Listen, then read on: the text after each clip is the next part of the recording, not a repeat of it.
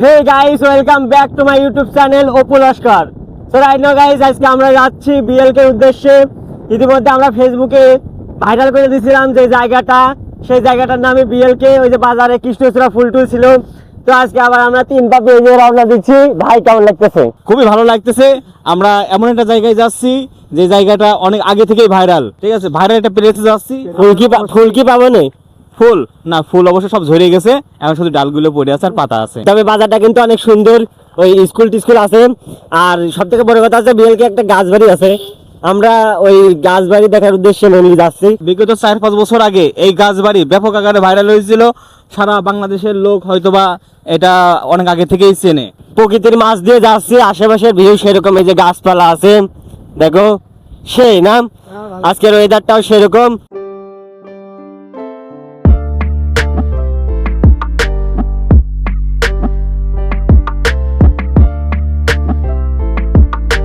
Finally চলে এসেছি BLK গাছবাড়ির সামনে। এই যে দেখো পিছেই কিন্তু গাছবাড়ির ভিউটা সেরকম, কিন্তু মনে খুবই কষ্ট, যা বলেছিলাম তাই। এই যে বন্ধ, ওই সাধারণ মানুষের জন্য উন্মুক্ত না, তবে এই বাড়ির ভিতরে কিন্তু অসাধারণ ভিউ। এই যে গেটের সামনে লেখা আছে শিল্পী আমিনুল ইসলামের বাড়ি সর্বসাধারণের জন্য উন্মুক্ত নয়। মেনলি মনে করো যে যখন এই অনেক ভাইরাল হয়েছিল তখন প্রচুর পরিমাণে লোক আসতো, অনেক দূর দূরান্ত থেকে লোক আসতো। আসার পরে ভিতরে যে গাছ টাছ দিয়ে তারপরে মনে করো যে ফুল টুল যা আছে পরিবেশটা নষ্ট করে ফেলতো, যার কারণে হয়তো বা পরিবেশ রক্ষার জন্য, সৌন্দর্য রক্ষার জন্য এখন আর কি এরকম সিল করে দিয়েছে। যদি ভিতরে প্রবেশ করতে পারতাম তাহলে তোমাদের দেখাতে পারতাম সেই লেভেলের। যদি ভিতরে ঢোকা যেত তাহলে তো সুন্দরভাবে দেখানো যেত, তবে তারপরে আমি একটু দেখানোর চেষ্টা করতেছি। এই যে দেখো, ওই যে বাড়িটা দেখা যাচ্ছে, ওই যে, আর ভিতরের ভিউ কিন্তু সেই রকম। এখন আমরা যাবো বিএলকে বাজারের উপরে, ওইখানে কৃষ্ণচূড়া ফুল আছে, আসার সময় দেখলাম হালকা হালকা আছে। তো চলো ওইখানে যাই। এখন আমি অবস্থান করতেছি বিএলকে হাই স্কুল মাঠে। এই যে দেখো হাই স্কুলের মাঠটা কিন্তু অনেক বড়, এখানে খেলা করার মতো সেই রকম পরিবেশ।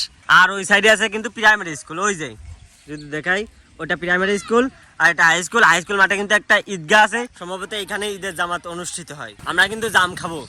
এই যে ভাইস্তে জাম আছে পারো তো? এই যে আমরা জাম দেখতে পাচ্ছি, এই যে জাম। হ্যাঁ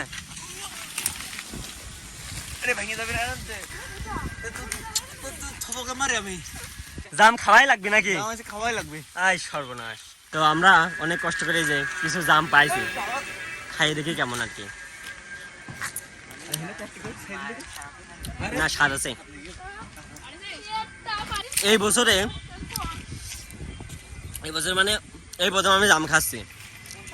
আমাদের বাড়িতেও জাম গাছ আছে, তবে পাকিনি নাকি ধরিনি, আমার দেখা হয়নি আর কি, আমি দেখিনি। এখানে এসে ওদের খাওয়া দেখে ওই আমারও খাতে ইচ্ছে করলো, খাচ্ছে। ভাই কেমন লাগতে জাম? সাধারণ গাছে পাইলে খাতে তো সেই মজা লাগে। আর তোমাদের বলেছিলাম বিএলকে কৃষ্ণচূড়া ফুলের কথা। আমি দেখে অবাক হলাম যে কৃষ্ণচূড়া ফুল কিন্তু এখন থাকে না, তবে এইখানে এখন পর্যন্ত কৃষ্ণচূড়া ফুল আছে, হয়তো বা আগের থেকে এখন একটু কম, তারপরেও। এই দেখো মসজিদের পিছনে যে গাছটা, সেই গাছে কিন্তু ভরপুর এখনো ফুল আছে। আর এই যে বাজারের সাইডে গাছেও কিন্তু অনেক আছে। এই যে এখানে আরো একটা ফুল দেখতে পাচ্ছি, কি ফুল, দেখ অনেক সুন্দর লাগতেছে। তবে এই জায়গার পরিবেশটা কিন্তু সেই রকম, আসলেই মন ভালো হয়ে যায়। এই মাঠে ফুটবল খেলার দরকার ছিল। আমি আর নেইমার এবার একসাথে খেলবো ফুটবল। হ্যাঁ, এবারে ওয়ার্ল্ড কাপ পেয়ে যাচ্ছি।